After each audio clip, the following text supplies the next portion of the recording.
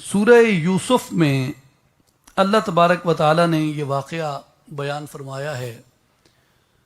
کہ جب مصر کی خواتین میں بی بی زلیخا کے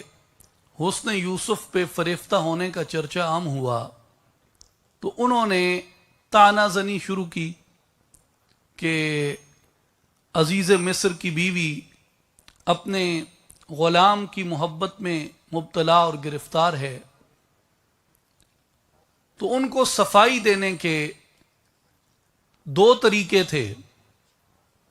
جن میں ایک طریقہ یہ تھا کہ بی بی زلیخا ان خواتین کے سامنے جو امراء رؤساء کی وزراء کی خواتین تھیں ان کو وہ صفائی دیتیں، اور جو ان کی تفہیم تھی حسن یوسف کی، جس تجلی سے وہ مسحور تھیں اور جس تجلی میں وہ گرفتار تھیں، اس کو اپنی زبان، اپنے الفاظ، اپنے انداز اور اپنی جو ان کا ذخیرہ الفاظ تھا اس سے ان کے سامنے بیان کرتی۔ لیکن انہوں نے اس کے برعکس ایک دوسرا میتھڈ اختیار کیا، اور وہ میتھڈ انہوں نے یہ اختیار کیا کہ جو خواتین تھیں ان کی ایک دعوت کا انعقاد کیا اور ان کو حضرت یوسف علیہ السلام کا حسن دکھانے کا اہتمام کیا۔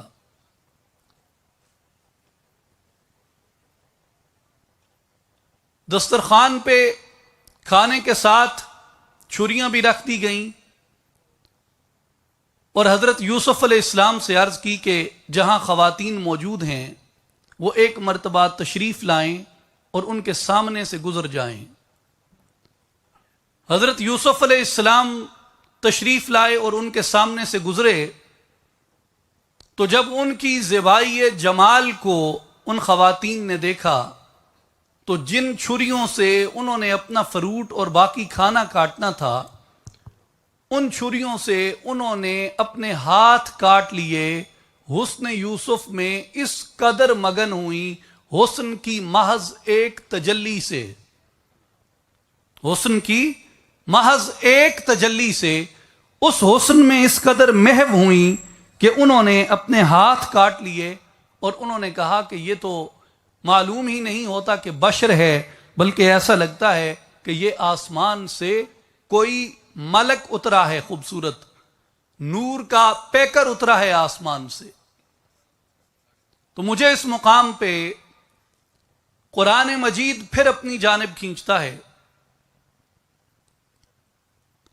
اور اس سے مجھے اس میتھڈ کے اوپر ایک بار پھر اعتماد آتا ہے اور اس پہ اصرار کرنے کو جی چاہتا ہے کہ علماء کی، اکابرین کی یہ ذمہ داری ہے، اہل علم کی یہ ذمہ داری ہے کہ وہ بی بی زلیخا کی طرح قرآن کے حسن کو آشکار کرنے کے لیے دوسرے میتھڈ کو اختیار کریں۔ ایک تو یہ ہے کہ آپ لوگوں کو بتائیں کہ قرآن یہ ہے، اور قرآن کی تعریف میں، قرآن کی جامعیت میں کن کن علوم کی بات کی جائے کہ کون کون سے علوم اس میں سموئے ہوئے ہیں۔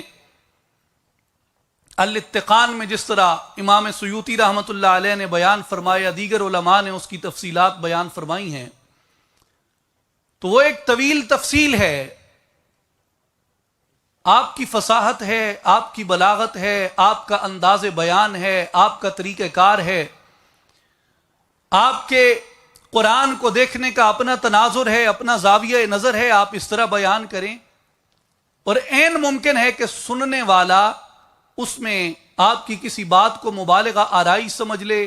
اور سننے والا آپ کی کسی بات پہ یقین کرے، اور ہو سکتا ہے سننے والا آپ کی کسی بات پہ شک کرے، کیونکہ دلوں میں شک ڈالنے والے بھی موجود ہیں، قرآن مجید بیان کرتا ہے۔ تو جو دوسرا میتھڈ ہے وہ یہ ہے کہ حسن یوسف کو متلاشیوں کے سامنے آشکار کر دیا جائے. اور قرآن مجید کے اندر یہ قوت ہے کہ جو ایک مرتبہ قرآن مجید کے حسن کو خود اتر کے دیکھتا ہے، بے نقاب دیکھتا ہے قرآن مجید کو، اس کے بعد وہ زندگی بھر اپنے دل کو محبت قرآن سے آزاد نہیں کر سکتا. وہ اس نور کی تجلی کے اندر کھو جاتا ہے.